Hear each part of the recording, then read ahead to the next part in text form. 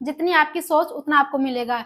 कोई भी टीचर अपना सिलेक्शन नहीं करवा सकता। अंतिम 7 माह में क्या रणनीति अपने को अपनानी चाहिए, टॉपर्स की क्या रणनीति होती है, अपनी तैयारी में सबसे बड़ा दुश्मन अपना क्या होता है, इन सब बिंदुओं पर आज इस वीडियो में बात करने वाले। तो साथ ही वीडियो में एंड तक बने रहना, क्योंकि आज का वीडियो एक फुल स्ट्रेटेजी पर बनाया है मैंने, जो अपने सब इंस्पेक्टर के लिए बहुत ही हेल्पफुल रहेगी। तो स्टार्ट करते हैं वीडियो को।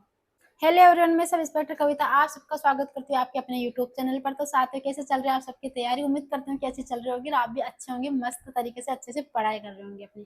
तो साथ ही आज का अपना वीडियो रहने वाला है, 7 माह आपके एग्जाम के रह गए हैं, तो 7 माह की आपकी बेस्ट रणनीति क्या होनी चाहिए जिससे कि आपका सिलेक्शन सुनिश्चित हो, और किस प्रकार से आपको पढ़ना है, किन किन टॉपिक्स को आपको ज्यादा पढ़ना है, किन सब्जेक्ट पर आपको ज्यादा ध्यान देना है, किन को आपको छोड़ना है, इन सब बिंदुओं पर आज इसमें बात करेंगे। तो स्टार्टिंग करते हैं अपने सिलेबस से। तो सिलेबस का तो मैं आपको बता दूं कि आपका सिलेबस आपकी स्टडी टेबल के जस्ट सामने अच्छे से चिपका हुआ होना चाहिए, क्योंकि सिलेबस आंखों के सामने रहता है तो अपने को पता रहता है कि क्या चीजें अपनी छूट रही है और क्या चीजें अपनी कवर हो रही है। तो सिलेबस को अगर आज आपने नहीं चिपकाया तो आज ही आपको सिलेबस चिपकाना, अच्छे से चिपका देना है। और दूसरी बात कोचिंग का, तो कोचिंग अगर कोई भी बच्चा ऑफलाइन कोचिंग से जुड़ा हुआ है तो बहुत अच्छी बात है, उसको कंटिन्यू अपनी कोचिंग रखनी चाहिए। और अगर अभी तक कोचिंग नहीं ली और कोचिंग लेने की सोच रहा है कि मैं ऑफलाइन ले लूँ या फिर ऑनलाइन, तो अब आपको शायद ऑफलाइन कोचिंग नहीं लेनी चाहिए। मैं आपको पर्सनल सजेस्ट करूँ कि आपको ऑफलाइन कोचिंग के बजाय अगर आप कोचिंग लेना चाहते हो तो ऑनलाइन कोचिंग बेस्ट है। आप ऑनलाइन कोचिंग ले सकते हो, जैसे आपको रिकॉर्डेड क्लासेस जो भी लाइव क्लासेस हो उसमें मिल जाएगी, और जो भी सब्जेक्ट आपके वीक है, जो भी सब्जेक्ट आप पहली बार पढ़ोगे तो उन सब की क्लासेस आप अपने जहाँ स्टडी कर रहे हो वहाँ से देख सकते हो, जिससे कि आपका एक तो टाइम बचेगा। और अब आपका ऑफलाइन कोचिंग लेने का कोई फायदा नहीं रहेगा, क्योंकि आपको ही पता है इतना तो 7 से 8 महीने तो अगर खींच कर भी कोई टीचर, कोई भी कोचिंग वाला आपकी सिलेबस को करवाएगा तो 7 से 8 महीने तो लगेंगे लगेंगे। तो ऑफलाइन कोचिंग से ज्यादा बेटर आपके लिए ऑनलाइन कोचिंग रहेगी। और वो भी आपको लगे कि मेरे कुछ टॉपिक वीक है, उनके अकॉर्डिंग आपको कोचिंग लेनी चाहिए। ये नहीं कि सारा एक बार दोबारा से पढ़ लूँ, क्योंकि क्लासेस भी आप लोगे, उनके खुद नोट्स बनाओगे तो बहुत सारे नोट्स भी हो जाएंगे। उससे अच्छा कि आप अगर पहले से आपने कोचिंग वगैरह ले रखी है या पहले से आपकी जो बेसिक चीजें हैं वो क्लियर है, तो आपको खुद के नोट्स बनाने चाहिए, और आपको जो भी बुक्स आती है वो सब पढ़कर आपके खुद के नोट्स बनाओ और उन्हीं से आप अपनी तैयारी को कंटिन्यू रखो। तो बुक की आपको बात करूँ कि बुक लिस्ट, वैसे तो मैंने बुक लिस्ट पर वीडियो बना रखी है, लेकिन फिर भी मोटे मोटे रूप से मैं इसमें बता देती हूँ आपको कि कौन कौन सी बुक आपको पढ़नी है। पहले जीके जीएस की बात करते हैं, तो राजस्थान का इसमें पोर्शन सबसे ज्यादा, आपको पता है कि राजस्थान का एक अहम रोल होता है अपने जीके वाले पेपर में। तो स्टार्ट करते हैं अपने हिस्ट्री कल्चर से। तो इसके लिए नाथ पब्लिकेशन की मैंने आपको पहले भी बताई थी कि नाथ पब्लिकेशन आप ले लेना, और अगर उससे आपके पास और बुक है और आप पहले से ही पढ़ रहे हो तो आपको कोई भी न्यू बुक लेने की जरूरत नहीं है।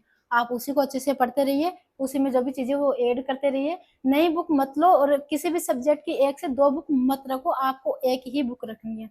उसके बाद में अगर पॉलिटी की बात बताऊं आपको, तो राहुल चौधरी सर की बुक मैंने पहले बताई थी, अच्छी बुक है, ज्यादा मोटी भी नहीं है। तो आप राजस्थान पॉलिटी के लिए वो ले सकते हो, और राजस्थान की ज्योग्राफी के लिए आप स्प्रिंग बोर्ड के नोट्स ले सकते हो, और या फिर हरिमोहन सक्सेना। हरिमोहन सक्सेना थोड़ी वाइड हो जाती है, तो अगर आपको लगता है कि आप पढ़ सकते हो तो आप हरिमोहन सक्सेना से पढ़ो, और नहीं पढ़ सकते हो, आपको लगता है कि यार बहुत ही ज्यादा मोटी है, सब इंस्पेक्टर के लिए थोड़ी ज्यादा हो जाएगी, तो आप स्प्रिंग बोर्ड के नोट्स ले सकते हो, वो काफी अच्छे से उन्होंने बता रखा है उसमें।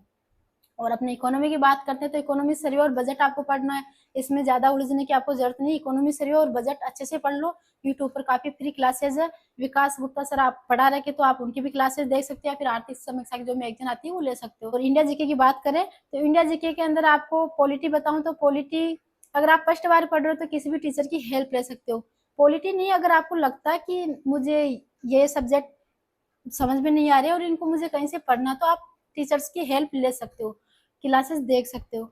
और अगर आप पहले से पढ़े हुए आपको बेसिक क्लियर है तो आप आराम से लक्ष्मीकांत उठाइए, और एक और बुक आती है इसमें परीक्षा वाणी, वो भी ले सकते हो। बाकी आप लक्ष्मीकांत आराम से पढ़ सकते हो, क्योंकि उसमें ज्यादा टफ कोई लैंग्वेज है नहीं, इजी वे में है, तो आप लक्ष्मीकांत ले लेना। और इंडिया ज्योग्राफी और वर्ल्ड ज्योग्राफी की महेश कुमार वर्णवाल की बुक आती है, आप वो ले लेना। और जो हिस्ट्री और इकोनॉमी है उसके लिए मैंने लुसेंट बताई थी आपको, क्योंकि लुसेंट ठीक है, इतने क्वेश्चन आते हैं तो उनको आराम से आप लुसेंट से कवर कर सकते हो। हिस्ट्री के अंदर थोड़ा मॉडर्न हिस्ट्री पर ज्यादा ध्यान देना, और लुसेंट को ये नहीं कि यार लुसेंट में कम चीजें दी हुई है, वो जो दी हुई है वही काफी है, उनको अच्छे से बार बार पढ़ लेना। साइंस टैग के लिए आपको स्प्रिंग बोर्ड के नोट्स और करंट से लिंक करके आपको पढ़ना है, और अपने करंट के लिए मूमल और क्रोनोलॉजी आपको लेनी है। और अपने मैथ और रीजनिंग के लिए रामनिवास मथुरा करके बुक आती है, और यूट्यूब पर भी काफी क्लासेज है, तो वहां से आप प्रैक्टिस कर सकते हो। हिंदी के लिए आपको राघव प्रकाश मैंने बताई थी। राघव प्रकाश से मैंने पूरा वीडियो बना रखा है, जिसमें किस प्रकार से राघव प्रकाश को पढ़ना चाहिए, उसमें क्या-क्या आपको छोड़ना है, क्या पढ़ना है, किस प्रकार से जो भी पर्यायवाची विलोम है उन सबको किस प्रकार से आपको याद करने, पारिभाषिक शब्दावली, जो अपने संधि, सर्वनाम, क्रिया विशेषण, अपने समास, उपसर्ग पढ़ते हैं, सब पर मैंने अच्छे से आपको उसमें एक-एक चीज़ बता रखी है। तो सब आप एक बार वो वीडियो ज़रूर देखना, जिससे कि आपको चीज़ें समझ में आ जाएगी। ये मेरी बुक है राघव प्रकाश की। इसमें जब मैं पढ़ रही थी, तैयारी की थी मैंने, उस टाइम इस प्रकार से मैंने तैयारी की थी, आप देख सकते हो। तो मैं यही आपको कहना चाहती हूँ कि तैयारी आपको करनी है तो अच्छे से करो। राघव प्रकाश और नवीन हिंदी व्याकरण, इन दोनों के अलावा कहीं मत भटको। और एक आप एमसीक्यू के लिए आप दिशा पब्लिकेशन की बुक ले लेना। बात करते हैं टेस्ट की, कि टेस्ट का अपने क्या रोल रहता है। तो अपनी तैयारी में टेस्ट का बहुत ज्यादा रोल रहता है। आप जितने हो सके उतने टेस्ट लगाइए, क्योंकि टेस्ट से कमजोरियां पता चलती है, आपको आपकी स्ट्रेंथ पता चलती है उससे, कि कौन से सब्जेक्ट में आप अच्छा कर रहे हो, कौन से में आप थोड़े से वीक हो। तो उन सब चीजों का आप एनालिसिस, जब आपके टेस्ट होते हैं उसके बाद में रिजल्ट आता है, उसका एनालिसिस करने से इन सब चीजों का आपको एक आइडिया लग जाता है। उसके अकॉर्डिंग आप अपनी तैयारी को अच्छे से कर सकते हो। और टेस्ट में एक ये भी रहता है, अपने ऑफलाइन टेस्ट आपको देने चाहिए, क्योंकि उससे आपके जो एग्जाम हॉल का प्रेशर रहता है वो आप हैंडल कर सकते हो, आपकी प्रैक्टिस हो जाती है। तो टेस्ट सीरीज किसी भी कोचिंग की आप लगा सकते हो। आप बार बार पूछते हो कि कौन सी कोचिंग बेस्ट है, उस टेस्ट के लिए कौन सी कोचिंग से टेस्ट लें। तो सारी कोचिंग्स मेरी नज़र में तो सभी बढ़िया है, सब अपनी अपनी जगह अच्छा करवाने की कोशिश करते हैं, चाहे कोचिंग हो या टीचर हो। वो सब अपना बेस्ट देने की कोशिश करते हैं, लेकिन वो अपना सिलेक्शन नहीं करवा सकते। अपना सिलेक्शन अपनी खुद की मेहनत पर होता है। अपन किसी भी टॉपर से मिलते हैं, उनकी अपन रणनीति जानने की कोशिश करते हैं, कि और उनकी रणनीति को अपन खुद भी अपनाने की कोशिश करते हैं, कि आपने क्या रणनीति अपनाई थी, किस प्रकार से आप पढ़ते थे। तो वो सारे भी मतलब कि 2-3 पॉइंट है, जो अपने को टीचर्स भी वही बताते हैं, टॉपर्स भी वही बताते हैं, और हकीकत में वही चीज़ है। अगर अपन फॉलो उनको कर लेते हैं, तो अपनी तैयारी बहुत अच्छे से कर सकते हैं, और अपना अच्छा स्कोर आप एग्जाम में कर सकते हो। क्योंकि टॉपर्स आपको बताते हैं कि आप अगर वीक हो, फर्स्ट बार तैयारी कर रहे हो, तो आप कोचिंग की हेल्प ले लो, या फिर आप बुक से कर सकते हो। आपको लग रहा है कि नहीं मैं बुक से पढ़ लेता हूँ, तो बुक से पढ़ लो। फिर आप एक शॉर्ट नोट्स बनाओ। शॉर्ट नोट्स का अहम रोल होता है, अहम नहीं बहुत ज्यादा रोल होता है। आपको भी पता है कि शॉर्ट नोट्स लास्ट टाइम में बहुत ज्यादा हेल्पफुल रहते हैं। और शॉर्ट नोट्स में आप उन्हीं चीजों को ऐड करो जो कि आपको मतलब कि हार्ड पड़ रही है, कि आप उनको पढ़ नहीं पा रहे, या फिर पढ़ रहे हो भूल जाते हो। तो उन सब चीजों को आप शॉर्ट नोट्स के माध्यम से तैयार करो, और अच्छे से याद करो, और बार बार रिवाइज करो। एक बार जैसे आपका सिलेबस हो जाता है, जितना जल्दी हो सके आप सिलेबस को करो, और उसके बाद में जितना हो सके एग्जाम तक, जितना हो सके जितनी बार हो सके आप रिवाइज करो। बार बार रिवाइज करोगे तो उससे चीजें आपकी अच्छे से चीजें कवर भी होगी, और आप में अलग ही कॉन्फिडेंस हो जाएगा कि हाँ मेरी वो चीजें कवर है। वो मतलब आपको एक एक बुक का एक एक पेज याद हो जाना चाहिए, कि हाँ उस बुक पर ये चीजें लिखी हुई है। तब आपकी तैयारी अच्छी मानी जाएगी, और आप तभी अपना सिलेक्शन करवा पाएंगे। आपकी तैयारी में आपका सबसे बड़ा दुश्मन आपका मोबाइल फोन है, तो जितना हो सके इसको अपने आप से दूर कर दो, बिल्कुल दूर कर दो। जो आप फेसबुक चलाते हो, इंस्टाग्राम चलाते हो, इन पर रील स्क्रॉल करते हो, आपको पता ही नहीं चलता कि कब आधा घंटा 1 घंटा निकल गया। तो इन सबसे इनको या तो अपने मोबाइल फोन से डिलीट ही मार दो, ताकि 7 महीने में क्या जाता है, ये सब आपकी तैयारी में बहुत ज्यादा बाधा पहुंचाते हैं। तो इन सब चीजों से आप दूर नहीं हो सकते, बिल्कुल आपको होना ही पड़ेगा। अगर आपको सिलेक्शन लेना है, तो सिलेक्शन के लिए ये सब चीजें हैं, इनको आपको इग्नोर मारना पड़ेगा।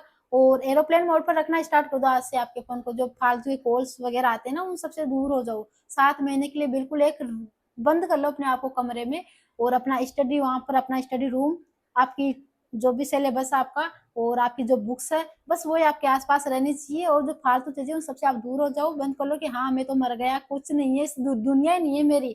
ये सब आप मान के चलोगे जब भी आपका फाइनल सिलेक्शन होगा। क्योंकि टाइम अब 7 महीने, 7 महीने में बंदा अगर एक एक मिनट को काउंट करेगा और एक अच्छे से तैयारी करेगा, तभी उसका सिलेक्शन फाइनल सिलेक्शन हो पाएगा। क्योंकि कंपटीशन की भाग दौड़ में बहुत सारे साथी है, सिलेक्शन तो 1015 पर ही होना।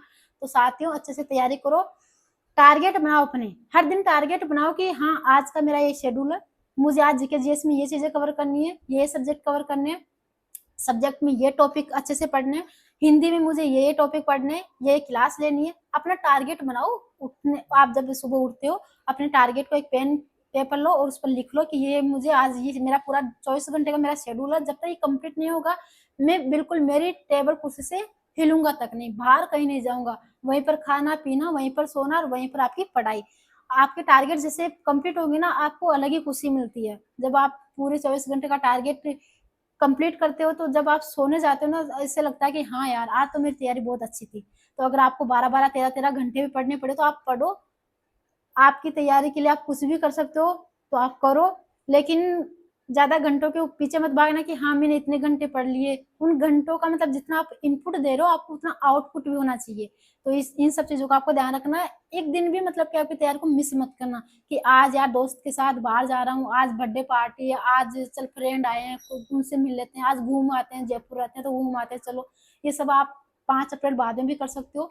तो इन सब चीजों से बिल्कुल दूर हो जाओ। सितारे सजाने के सपने आपके हैं, तो आपको ही तो मेहनत करनी पड़ेगी। आज से अपने आप को ये बोलना स्टार्ट कर दो कि मैं सबसे बेस्ट हूँ, मैं कमजोर नहीं हूँ, मैं सबसे बेस्ट हूँ, मैं इस एग्जाम को क्रैक करके रहूंगा या रहूंगी।